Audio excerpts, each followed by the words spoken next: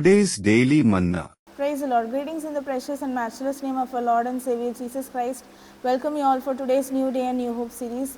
For today's meditation, the scripture is taken from the book of John, chapter 8, verse 36. Therefore, if the Son makes you free, you shall be free indeed. Here the scripture speaks about being free.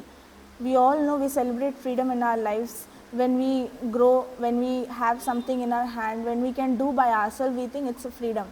But the scripture speaks about being free indeed. When we speak about freedom, many a times we are still slave of the enemy, we are still slave of the enemy's action, we are still slave of the consequences of the sin that we have done in our past. But God says that when we come into Christ and when we believe in Jesus Christ, Jesus, the only Son of God Most High, will deliver you and you will be free indeed. Today, in this world, many people are slave under sins, many people are slave under generational curses, many people are slave under many things that in the world they are just can't do by themselves, but they can't free themselves from those addictions they are getting into day by day, because the sin is like mighty clay, it gets deeper, a person wants to try to come out of it.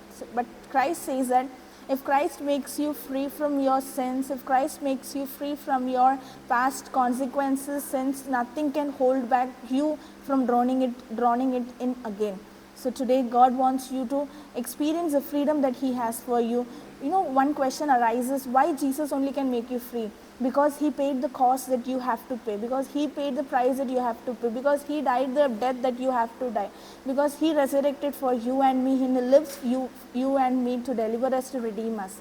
So today, have faith and have hope in His name. Let us all have freedom in Christ Jesus that He gave us. Let us all pray. Heavenly Father, we thank you for this beautiful verse that you have given. Thank you for your freedom that you have given by the sacrifice of your life in the cross, Lord.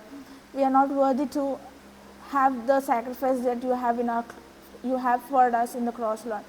Thank you for the sacrifice. Thank you for the life that you have given so that we can have life and life in abundance, Lord.